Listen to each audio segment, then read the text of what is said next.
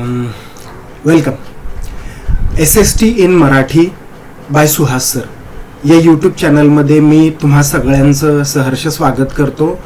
एक असं YouTube channel ज्याच्यामध्ये आपण इंग्लिशमधलं हिस्ट्री, पॉलिटिकल सायन्स किंवा सिविक्स ज्याला आपण म्हणतो आणि जिओग्राफी हे तीन विषय जे इंग्लिशमध्ये आपण शिकतो SSC बोर्डामध्ये, ICSE बोर्डामध्ये, CBSE बोर्डामध्ये, हे जे आपण इंग्लिशमध्ये शिकतो आणि आपल्याला ते व्यवस्थित अपील होत नाही.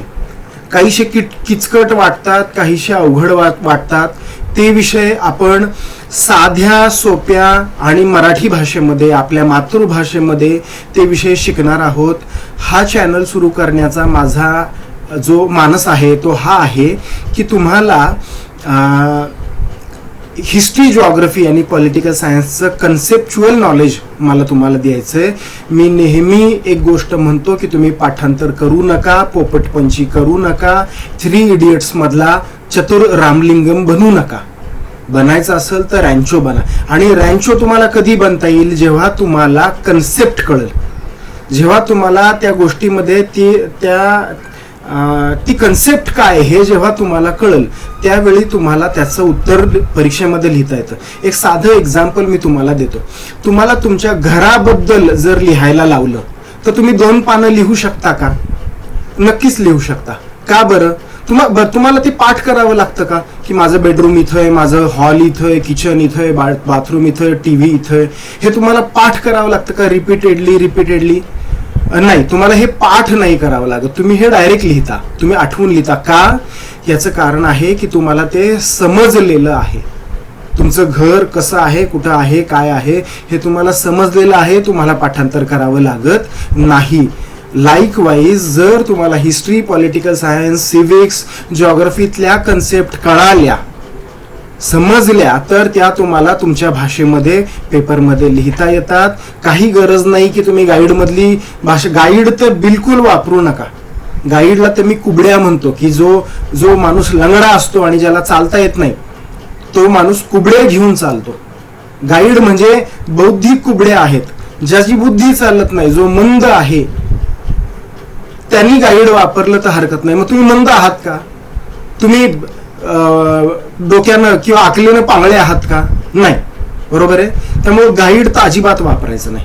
आणि तुम्ही असं वाटून घेऊ नका की अरे पुस्तकातलं आहे तसं लिहिलं नाही किंवा गाईड मधलं जर आहे तसं लिहिलं नाही तर मला मार्क मिळतील का? नाही, मिळतील ना. का नाहीत मिळणार?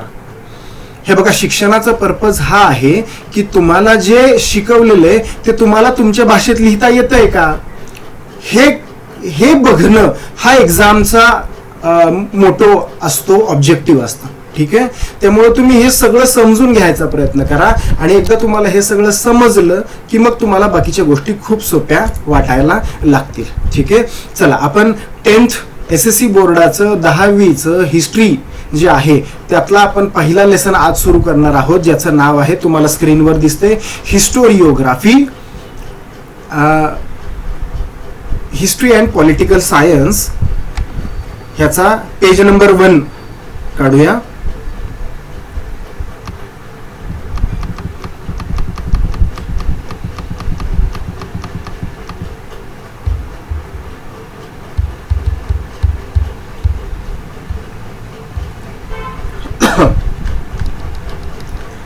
ठीक आहे. बघा, तुम्हाला समोर काय दिसतंय स्क्रीनवर, historiography development in the waste.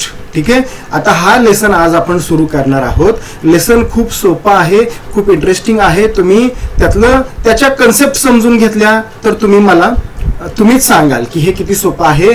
मला तुमच्याकडनं, मुलींनो, मला तुमच्याकडनं फक्त एका गोष्टीची अपेक्षा आहे आणि ती एक गोष्ट आहे कमेंट्स. हा व्हिडिओ बघितल्यानंतर तुम्हाला माझं टीचिंग कसं वाटलं, तुम्हाला हे कळतंय का नाही, तुम्हाला हे सोप्या पद्धतीनं समजतंय का नाही, हे मला तुमच्याकडून कमेंट्स मध्ये हवं आहे. जितक्या जास्तीत जास्त कमेंट्स व्हिडिओच्या खाली येतील तेवढं मला समजेल की मी बरोबर चाललेलो आहे का, तुम्हाला व्यवस्थित समजतंय का, किंवा मग मला माझ्या स्वतःमध्ये काही इम्प्रूव्हमेंट्स करता येतील. ठीक आहे. चला, आता आपण सुरू करूया. Lesson number 1, historiography development in the West. सगळ्यात पहिला प्रश्न, हिस्टोरिओग्राफी. आता हा जो इंग्रजी शब्द आहे हिस्टोरिओग्राफी, हा 2 इंग्रजी शब्दांपासून तयार झालेला एक शब्द आहे. ह्याच्यामध्ये 2 शब्द कोणते कोणते सांगा बरं मला. सोपं आहे बघा, समोर दिसतंय. तुम्ही पुस्तक घेऊन समोर बसा आणि तुमच्या हातामध्ये पेन्सिल किंवा एखाद्या कलरचं पेन असलंच पाहिजे. ठीक आहे, मी पटकन एखाद्या शब्दाचा अर्थ सांगितला तर तुम्ही तो पटकन लिहून घ्यायचा. ठीक आहे, चला. हिस्टोरिओग्राफी हा शब्द 2 शब्दांपासून तयार झालेला आहे. सगळ्यात पहिले आहे हिस्ट्री आणि दुसरा शब्द आहे ग्राफी. हिस्ट्री म्हणजे काय? हिस्ट्री म्हणजे इतिहास. इतिहास म्हणजे काय? घडून गेलेल्या घटना. मग ते 5 वर्षापूर्वी असेल, 50 वर्षापूर्वी असेल, 500 वर्षापूर्वी असेल किंवा 5000 वर्षांपूर्वी असेल, घडून गेलेल्या घटना. ग्राफी, बरं ग्राफी हा शब्द आपण कुठं ऐकतो सांगा बरं. ग्राफी हा शब्द आपण कुठं ऐकतो? फोटोग्राफी, बरोबर आहे का? फोटोग्राफी. ग्राफी या शब्दाचा अर्थ आहे प्रोसेस, प्रक्रिया. फोटोग्राफी म्हणजे काय? फोटो काढायची प्रक्रिया. जिओग्राफी, ग्राफी हा शब्द आला. जिओग्राफी म्हणजे काय? भूगोलाचा अभ्यास, पृथ्वीचा अभ्यास, झाडा फुलांचा, पानांचा, दगडांचा, वाऱ्याचा अभ्यास, पावसाचा अभ्यास, जिओग्राफी. त्याच्यानंतर हा शब्द कुठं आपण ऐकलाय? ऑटोबायोग्राफी, बरोबर आहे. ऑटोबायोग्राफी म्हणजे काय? मी स्वतःबद्दल बोलणं, मी स्वतःबद्दल लिहिण्याची प्रक्रिया म्हणजे ऑटोबायोग्राफी, बरोबर आहे का? ऑटोबायोग्राफी. मग ग्राफी म्हणजे प्रोसेस. हिस्टोरिओग्राफी म्हणजे काय? खूप सोपं आहे. हिस्ट्री लिहायची प्रोसेस म्हणजे हिस्टोरिओग्राफी. मराठीतून जर त्याचा तुम्हाला अर्थ बघायचा झाला तर ते अगदी नावातच आहे, इतिहास लेखन. इतिहासाचं लेखन करायचं, रायटिंग करायचं. त्याच्या पुढे बघा, development in the West. Development म्हणजे विकास. डेव्हलपमेंट म्हणजे विकास. बघा, साधी गोष्ट आहे. खूप पूर्वी माणूस गुहेत राहत होता, नंतर त्यानं झोपड्या बांधायला सुरुवात केली, विकास झाला. त्याच्यानंतर त्यानं पत्र्याचं घर बांधलं, विकास झाला. त्याच्यानंतर त्यानं बंगला बांधला, विकास झाला. त्याच्यानंतर त्यानं बिल्डिंग बांधली, फ्लॅट बांधला, विकास झाला. त्याच्यानंतर त्यानं पेंट हाऊस बांधलं, विकास झाला. डेव्हलपमेंट होत चाललेली आहे, विकास होत चाललेला आहे. ठीक आहे, ह्याला म्हणतात डेव्हलपमेंट. आणि development in the West, WEST. West म्हणजे काय? वेस्ट म्हणजे पश्चिम दिशा. पूर्व पश्चिम. वरती कोणती असती? उत्तर. खाली कोणती असती? दक्षिण दिशा, बरोबर आहे. Development in the West. West म्हणजे पश्चिम दिशेला काय डेव्हलपमेंट झाली? तुम्ही 1 मिनिट डोळ्यासमोर जगाचा नकाशा आणा. ठीक आहे, आला का डोळ्यासमोर जगाचा नकाशा? त्यामध्ये इंडिया कुठे आहे ते बघा आणि त्याच्या मानानं ते इंडियाच्या जिओग्राफिकल लोकेशनच्या अकॉर्डिंगली युरोप कोणत्या साईडला आहे बघा, अमेरिका कोणत्या साईडला आहे बघा, ते आहे वेस्ट साईडला, बरोबर आहे का? म्हणून त्याला आपण म्हणतात, म्हणजे वेस्ट म्हणजे पश्चिम दिशा, आणि पश्चिम दिशेला जे देश आहेत त्याला म्हणतात पाश्चिमात्य देश, बरोबर आहे का? तुम्ही हा शब्द कधी ऐकलाय का? पाश्चिमात्य देश. ठीक आहे, किंवा आपण म्हणतो पाश्चिमात्य सभ्यता, वेस्टर्न कल्चर आपण म्हणतो, किंवा ब्लेझर आपण घालतो का, ब्लेझर किंवा टाय, ह्याला काय म्हणतात रे? ह्याला म्हणतात वेस्टर्न फॉर्मल्स कपड्यांमध्ये, बरोबर आहे का? वेस्टर्न फॉर्मल्स म्हणजे काय? पाश्चिमात्य संस्कृती, तिकडचे कपडे. हे टाय आणि ब्लेझर हा आपला पोशाख होता का? नाही, हा तिकडून आपल्याकडे आलेला आहे. मग डेव्हलपमेंट इन द वेस्ट म्हणजे त्या साईडला काय झालं, वेस्ट साईडला काय झालं, कशी डेव्हलपमेंट झाली. युरोपियन कंट्रीजमध्ये, जे युरोपमध्ये 5-50 कंट्री आहे, जे अमेरिकन कॉन्टिनेंटमध्ये 5-50 कंट्री आहेत, त्याच्यामध्ये काय काय बदल झाले हे आपण आणि विकास कसा झाला हे आपण तिथं बघणार आहोत. इंडस्ट्रियल डेव्हलपमेंट कुठं झाली, औद्योगिक क्रांती कुठं झाली, सगळे शोध कुठं लागले, त्या साईडला लागले, बरोबर, त्या देशांमध्ये लागले, आणि हे सगळं आपण या लेसन मध्ये बघणार आहोत. चला, फर्स्ट पॅरेग्राफ तुम्हाला इथं दिसतोय का बघा. हे बघा, मी इथं आहे आता. ठीक आहे,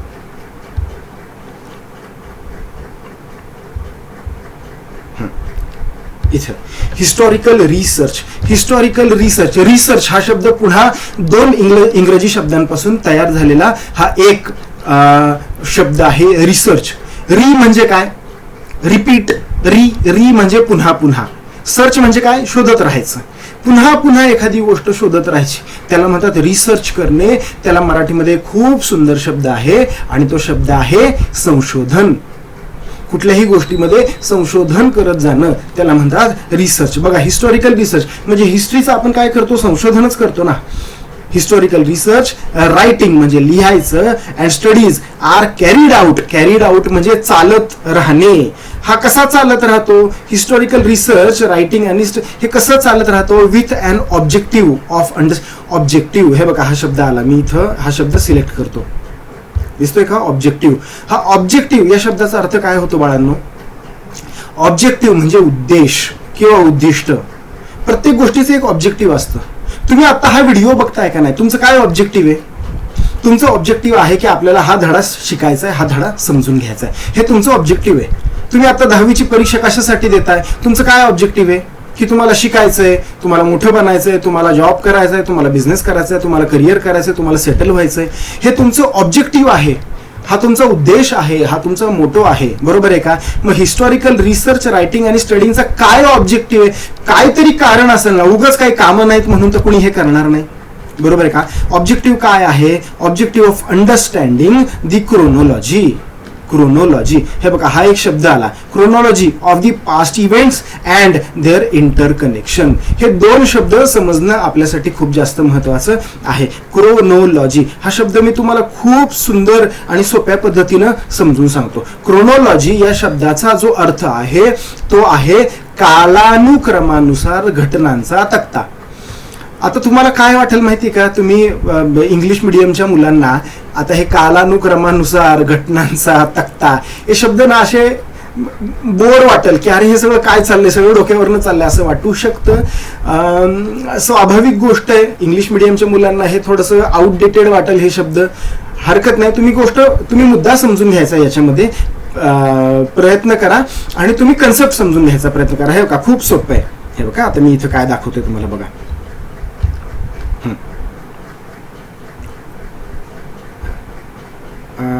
कुठं गेलं, हा, चला बघा, इथं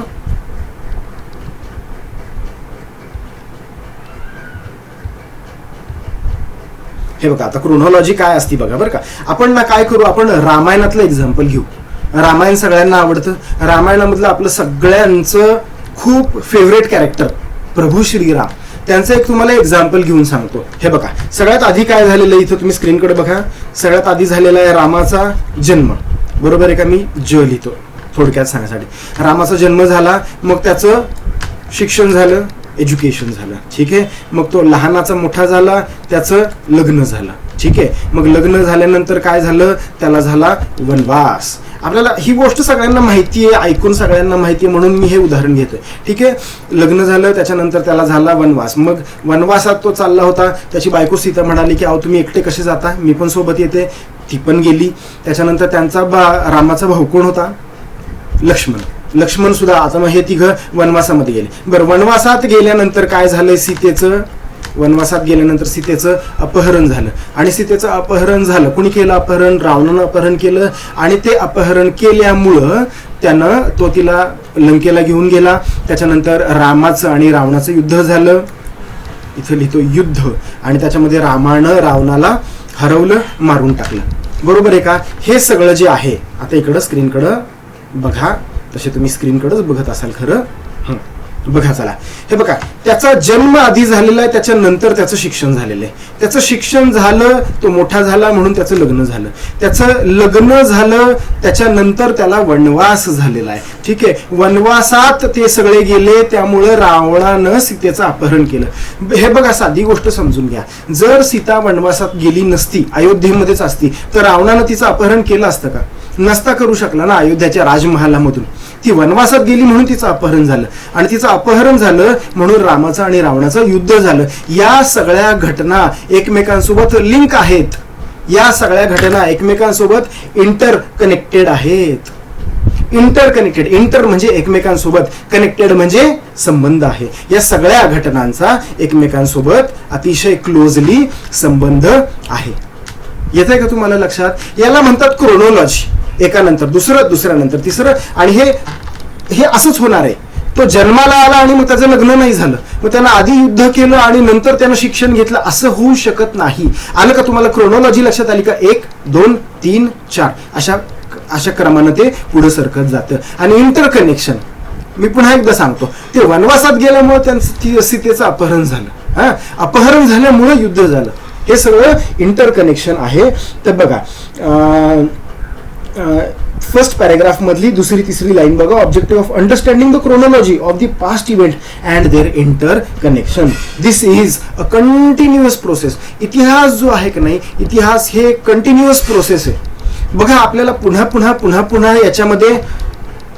याच्यामध्ये आपल्याला नवीन नवीन नवीन नवीन पुरावे सापडत जातात आणि त्याच्यानुसार आपण अभ्यास करत जातो, त्याच्यानुसार आपला अभ्यास बदलत जातो. बरोबर आहे का? ही कंटिन्युअस प्रोसेस आहे. असं नाहीये की बाबा आता चला आता आपल्याला हिस्ट्री मधलं काहीच सापडणार नाही, आता जेवढं आहे ते एवढंच आहे, ह्याच्या पलीकडे काहीच होऊ शकत नाही, असं काही नाहीये. तुम्हाला माहिती का, एक तुम्हाला साधं उदाहरण झालं जे मला आता आठवतंय ते मी देतो. आता एक असा एक कोणीतरी इतिहासकार आहेत, इतिहास तज्ञ आहेत, त्यांनी असा क्लेम केलेला आहे की छत्रपती शिवाजी महाराजांनी रायगड ज्यांनी बांधला त्या हिरोजी इंदलकरांना नंतर मृत्यूदंड दिलेला आहे, किंवा अफजल खानाचं मुंडकं ज्यांनी कापलं त्या संभाजी कावजी यांना छत्रपती शिवाजी महाराजांनीच नंतर मृत्यूदंड दिलेला आहे. हे एक नवीन संशोधन पुढे येते, त्याचे काही पुरावे पुढे येतात. मग आपल्याला काय करावं लागतं, त्यानुसार आपली मतं बदलावी लागतात, त्यानुसार आपल्याला ते समजून घ्यावं लागतं, त्यानुसार इतिहासामध्ये बदल होतो थोडाफार. इतिहास तोच असतो, पण जसं जसं आपल्याला कळेल तसा तसा त्याच्यामध्ये बदल होत जातो. बरोबर आहे का? That is why it is a continuous process. हे चालत राहतं आणि हे चालत राहणार आहे इथून पुढे सुद्धा. ठीक आहे, चला पुढचं पॅरेग्राफ आपण घेऊयात.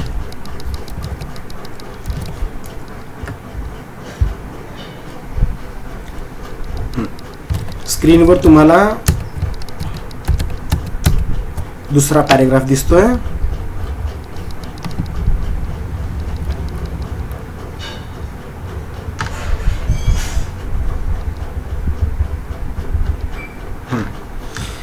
हे बघा, in the physical and natural sciences the empirical method in bracket लिहिलेले laboratory method of experiments and observation is used to verify the available knowledge. खूप सोपी गोष्ट आहे, खूप सोपं. फक्त तुम्ही गडबडून जाऊ नका आणि तुम्ही इथं कन्फ्यूज होऊ नका. खूप सोप्या पद्धतीने मी तुम्हाला सांगतो. हे बघा, in the physical and natural sciences. Physical आणि नॅचरल सायन्स म्हणजे तुम्ही जे शिकता सायन्स विज्ञान, म्हणजे त्याच्यामध्ये तुमचं बायोलॉजी आलं, त्याच्यामध्ये तुमचं केमिस्ट्री आलं, झूलॉजी आलं, फिजिक्स आलं, ह्या सगळ्यांना फिजिकल आणि नॅचरल सायन्सेस म्हणतात. इम्पेरिकल मेथड म्हणजे तुम्ही तुमच्या स्कूलमध्ये लॅब असेल ना, तुम्ही लॅबमध्ये प्रयोग करता का नाही, त्याला म्हणतात empirical method.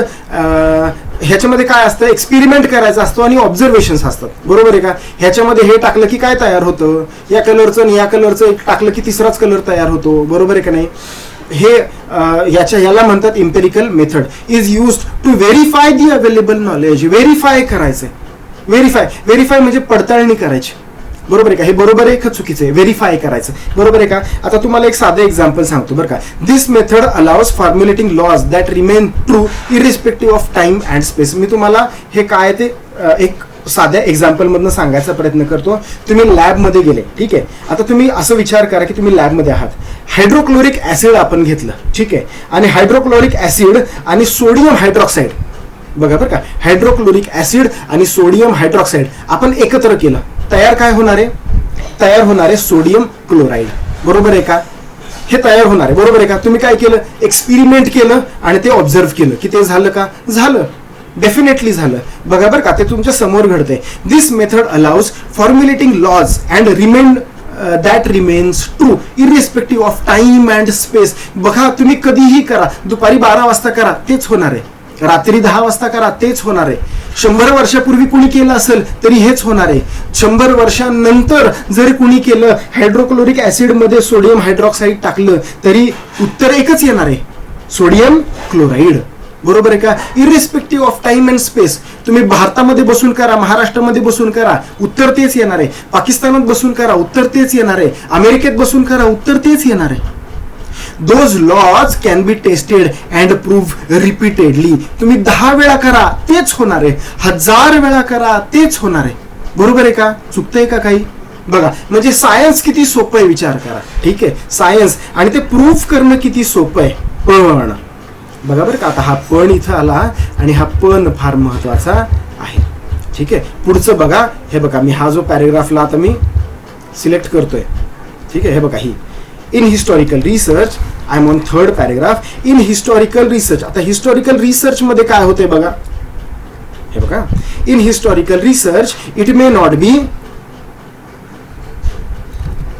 in historical research it may not be possible to use the method of laboratory experiments and observations. आता सायन्स मध्ये तुम्ही हायड्रोक्लोरिक ऍसिड मध्ये सोडियम काय आहे ते ते ते ते ते टाकताय, बरोबर आहे का. इतिहास कसं काय लॅब मध्ये आपण टेस्ट करू शकतो सांगा. ह्या जगामध्ये अशी कोणती लॅब आहे त्या लॅब मध्ये इतिहास आपण टेस्ट करू शकतो सांगा. मी जातो त्या लॅब मध्ये बघायला, राईट. असं होऊ शकत नाही, ठीक आहे. Historical research may not be possible to use method, to use the method of, आणि हे का बरं नाही करू शकत आपण सांगा बरं, हे का नाही करू शकत. दिस इज सो बिकॉज, त्याचं उत्तर त्यांनी पुढे दिलं, this is so because we were not present in the historical time and space and the historical events can not be repeated. आपण त्यावेळी जन्माला आलेलो नव्हतो, आपण आपल्या डोळ्यांनी ते बघितलं नाही. एक उदाहरण घ्यायचं म्हटलं तर छत्रपती शिवाजी महाराजांनी अफजल खानाला मारलं, अफजल खानाचा कोथळा बाहेर काढला, हे बघायला तुम्ही होतात का? नव्हता. मी होतो का? नव्हतो. आपले आई बाबा होते का? नव्हते. त्यांचे आई बाबा होते का? नव्हते. त्यांचे आई बाबा होते का? नव्हते. कुणीही नव्हतं, हे बघायला कुणीही नव्हतं. आणि आपण नव्हतो तेच बरं आहे भाऊ. असतो ना तर आपल्याला पळायचं कळलं नसतं, इकडं पळू का तिकडं पळू त्या युद्धामध्ये. हा, युद्ध साधी गोष्ट आहे का? राईट. तर आपण तिथं नव्हतो आणि ते रिपीट करू शकत नाही. तो सीन रिपीट होतो का? त्यावेळी ज्या घटना घडल्या ते सगळेचे सगळे लोक आज वारले, डेथ झाली त्यांची, बरोबर आहे का. किंवा तो टाइम आपण क्रिएट करू शकतो का? ते वातावरण पुन्हा क्रिएट करू शकतो का? तो हिस्टॉरिकल टाइम पुन्हा क्रिएट करू शकतो का? नाही, बरोबर आहे. त्यामुळं हे सगळं आपल्याला प्रूव्ह करता येत नाही. मग आपल्याला कसं कळतं की छत्रपती शिवाजी महाराज आणि अफजल खानाचं युद्ध झालं? मग आपल्याला थोडंसं मागे जावं लागतं. मागच्या वर्षी 9th मध्ये 8th मध्ये हिस्ट्री मधला जो पहिला लेसन होता त्या पहिल्या लेसनचं नाव सोर्सेस ऑफ हिस्ट्री. त्याच्यामध्ये आपण बघतो जे आपल्याला जे सोर्सेस मिळाले हिस्ट्रीचे, मध्ये कुठले पण सोर्सेस असतील, मटेरियल सोर्स असतील, रिटर्न सोर्स असतील, ओरल सोर्स असतील, ऑडिओ व्हिज्युअल सोर्स असतील, त्या सोर्स मधून आपल्याला कळालं की बाबा या घटना त्या काळामध्ये घडल्या होत्या, ठीक आहे. त्याच्यावरनं आपल्याला ते कळलं. ओके. त्याच्यानंतर बघा पुढे काय झालेलं आहे. हा, also in history it is not possible to formulate laws that remain true irrespective of the time and space. History मध्ये तुम्ही आपण आताच बघितलं की हे रिपीट करू शकत नाही. आपण कुठल्याही लॅब मध्ये प्रूव्ह करू शकत नाही. त्या घटना परत आपण घडवून आणू शकत नाही. त्यामुळं आपल्याला जे झालंय ते होऊन गेलेलं आहे, बरोबर आहे का. मग आपल्या हातात काय, आता आपल्या हातात जे पुरावे आहेत त्या पुराव्यांचा अभ्यास करत राहणं इतकंच फक्त आपल्या हातामध्ये असू शकतं, ठीक आहे. चला पुढे बघूयात पुढचा paragraph. To begin with, we need an expert who knows the language and script of historical document in order to read it and understand its meaning. बघा बरं का, टू बिगिन म्हणजे सुरुवात करायला जाताना वी नीड अन एक्सपर्ट म्हणजे त्या विषयातला तज्ञ, हुशार, त्या विषयातला तज्ञ who knows the language and script of a historical document. आता हिस्ट्री मधली लँग्वेज सेम होती का रे? आज आपण ज्या साध्या सिंपल मराठी भाषेमध्ये बोलतो, फॉर एक्झाम्पल छत्रपती शिवाजी महाराजांच्या काळामध्ये आजची जी भाषा आहे ती भाषा होती का? नाही. त्यांच्या काळ होती मराठीच. बघा बरं का, तुम्हाला लक्षात येते का मला काय म्हणायचं? होती मराठीच त्या काळामध्ये, पण त्या मराठीची शैली वेगळी होती. 350-400 वर्षांपूर्वीची मराठी, त्याची शैली वेगळी होती, बरोबर आहे का. अँड स्क्रिप्ट म्हणजे काय? स्क्रिप्ट, लिपी. त्या काळात कोणती लिपी होती सांगा बरं मला कमेंटमध्ये. हा, व्हिडिओ पॉज करा आणि मला कमेंटमध्ये सांगा की त्या काळामध्ये लिपी कोणकोणत्या होत्या.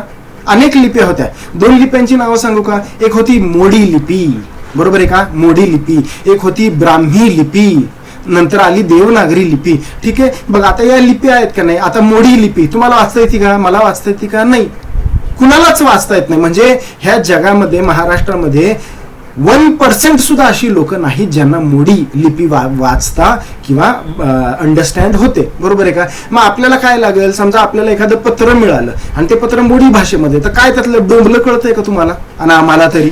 नाही. मग काय करावं लागेल आपल्याला? मग आपल्याला एक माणूस असा लागेल जो मोडी लिपीमधला एक्सपर्ट आहे.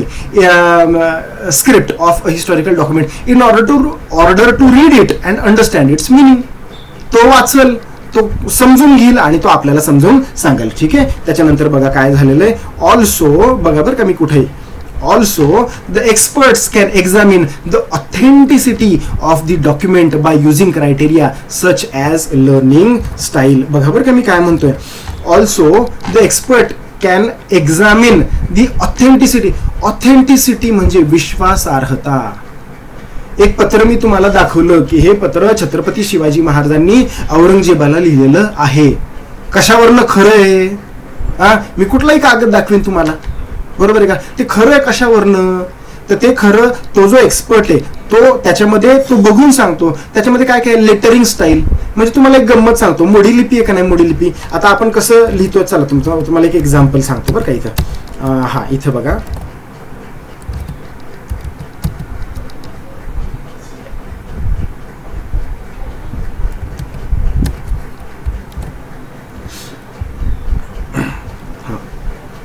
आता आपण इथं काय लिहितो, इथं आपण असं लिहितो ना, आय लाईक हिस्ट्री. म्हणजे काय होतंय, मी तीन इथं वर्ड लिहिले, आय लाईक हिस्ट्री. आता याच्यामध्ये गंमत काय होती तुम्हाला सांगतो. मोडी लिपी होती का नाही, मोडी लिपी ती कशी होती माहिती का? हे बघा इथं पेन ठेवला का नाही की ते असं लिहित जायचे. म्हणजे ते मध्ये थांबण्याचा काही प्रकारच नव्हता. ते असं काय असेल ते त्यांचं असं पूर्ण लिहून ते वाक्य पूर्ण संपवायचे आणि मगच पेन उचलायचे. त्याच्यानंतर ते दुसरं, ही मोडी लिपी अशी होती, बरोबर आहे का? त्याच्यामध्ये स्पेसिंगच नव्हतं बिलकुल. आता हे मी थोडंसं विचित्र दिसतंय बरं का. हे मी हा मुद्दा समजून घ्यायचा तुम्ही प्रयत्न इथं करा. ही अशी मोडी लिपी होती आणि त्याचं कारण काय होतं रे असं, कारण की त्यांना फास्ट लिहायचं असायचं. म्हणजे मोडी लिपी ही राज्यकारभाराची भाषा होती. समजा राजा दिवसभरामध्ये 100 तरी पत्र इश्यू करत असेल, पाठवत असेल. मग काय एक पत्र त्या काळामध्ये काय टाईपरायटर होते का, कम्प्युटर्स होते का, झेरॉक्स मशीन होती की एक पत्र लिहिलं त्याच्या 100 झेरॉक्स काढल्या, काही नव्हतं. आलं का लक्षात? म्हणून त्या अशा लिपी होत्या त्या काळामध्ये. ठीक आहे. तर आपल्याला हे सगळं त्याच्यामध्ये एक मिनिट हे आपलं सगळं त्याच्यामध्ये समजू शकतं. चला पुढं आपण कुठं होतो बघा. Lettering style, authors style of writing म्हणजे ज्याने कोणी लिहिलं त्याची लिहायची पद्धत, त्याच्यावरनं आपण एक अंदाज करू शकतो. आता त्या काळामध्ये कसं होतं, त्या काळामध्ये थोडं अलंकारित लिहायचे. म्हणजे जुन्या काळामध्ये तुम्ही म्हणजे जास्त रंगवून सांगणं, बरोबर आहे का, कल्पना विलास करणं, थोडंसं प्रॅक्टिकल किंवा अवास्तव, म्हणजे आता असं होऊ शकत नाही अशा गोष्टी सांगणं, हे त्या काळामध्ये थोडंसं प्रचलित होतं. तर ते त्याच्यावरनं आपल्याला तो काळ समजून येऊ शकतो. मॅन्युफॅक्चरिंग डेट म्हणजे काय, ते कधी बनलं, आता बऱ्याचशा टेक्निक्स असतात त्याच्यावरनं आपण करू शकतो. समजा मी तुम्हाला एक लेटर दिलं आणि मी तुम्हाला सांगितलं की हे छत्रपती शिवाजी महाराजांनी औरंगजेबाला लिहिलेलं लेटर आहे, तर ते लेटर किती वर्ष जुनं पाहिजे रे? ते लेटर कमीत कमी 350 वर्ष जुनं पाहिजे का नाही, बरोबर आहे का नाही? समजा ते लेटर आपण एक्झामिन केलं लॅबमध्ये आणि ते लेटर 100 वर्ष जुनं निघालं, ह्याचा अर्थ डेफिनेटली, ह्याचा अर्थ 100% ते लेटर त्यांनी छत्रपती शिवाजी महाराजांनी लिहिलेलं नाहीये, बरोबर आहे का? Manufacturing date and type of paper. आता त्या काळातले, आता आजचे पेपर कसे असतात, एकदम सॉफ्ट आणि फाईन पेपर असतात. त्या काळामध्ये तशी टेक्नॉलॉजी होती का? त्या काळामध्ये मशिनरीज होत्या का, फॅक्टरीज होत्या का? पेपर होते त्या काळामध्ये, पण कसे पेपर असतील, जाडे भरडे पेपर असतील, बरोबर आहे का ना, थोडे ओबडधोबड पेपर असतील त्या काळामध्ये. Are you getting my point? बरोबर आहे. तर ह्याच्यावरनं आपल्याला कळतं की ते किती जुनं आहे. ते 500 वर्ष जुनं आहे का 100 वर्ष जुनं आहे का 1000 वर्ष जुनं आहे, बरोबर आहे का? त्याच्यानंतर बघा स्टॅम्प्स ऑफ अथॉरिटी. स्टॅम्प म्हणजे काय? ठप्पा. जुन्या काळामध्ये आपण कसं स्टॅम्प लावतो, जुन्या काळामध्ये तुम्ही टीव्ही मध्ये, एखाद्या हिस्टॉरिकल मूवीमध्ये, एखाद्या सिनेमामध्ये बघितलं असेल की मोहर लावली जायची. मोहर ते तिथं ते असं गरम करून ते तिथं टाकायचे आणि त्याच्यावर असा तो राजाचा असा ठसा त्याच्यावर उमटवला जायचा, बरोबर आहे का? त्याला म्हणतात स्टॅम्प्स ऑफ अथॉरिटी. हे सगळं जेव्हा तिथं असतं ते हे सगळं, या सगळ्याच्या अभ्यासावरनं आपल्याला कळू शकतं की तो की तो ते लेटर किती जुनं आहे आणि ते खरं आहे का खोटं आहे का नकली आहे, बरोबर आहे. त्याच्यानंतर सच अ डॉक्युमेंट इज फर्दर स्क्रुटिनाइज्ड. हा, स्क्रुटिनाइज ह्या शब्दाचा अर्थ, स्क्रुटिनाइज ह्या शब्दाचा अर्थ आहे पडताळणी करायची. हा, व्हेरीफाय करा की ते बरोबर आहे का. मी काही पण दाखवीन तुम्हाला, मी कुठला पण कागद दाखवून म्हणेन की हे छत्रपती शिवाजी महाराजांनी लिहिलेलं लेटर आहे, असं नसतं ना, त्याच्यामुळे ते खरं होत नाही ना, बरोबर आहे का. Such a document is further scrutinized by historian with the help of relevant historical references. बाकीचे जे रेफरन्स आहेत त्या काळातले ते रेफरन्सेस आपण जेव्हा बघतो त्याच्यानंतर आपल्याला ते ठरवता येतं की हे खरंच ओरिजिनल डॉक्युमेंट आहे का ओरिजिनल डॉक्युमेंट नाही. ठीक आहे, चला पुढे बघा. Next page, page number 2. आता हे बघा, हे जे तुम्हाला समोर दिसतंय का नाही इथे, हा जो चार्ट आहे हा आपण पुढच्या लेक्चरमध्ये घेणार आहोत. आता आपल्याला बघायचंय हा एक पॅरेग्राफ दिसतोय का तुम्हाला, मेथड ऑफ व्हेरियस डिसिप्लिन्स. चला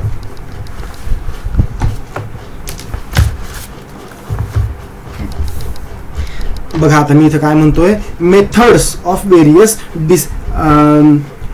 disciplines are useful in historical research. Methods of various disciplines. Disciplines चा अर्थ इथं शिस्त असं नाहीये, disciplines चा इथं अर्थ आहे ज्ञान शाखा, म्हणजे वेगळे वेगळे ब्रांचेस. वेगवेगळ्या branches are useful in historical research, म्हणजे वेगवेगळ्या गोष्टीतनं आपल्याला मदत होती इतिहास शिकायला.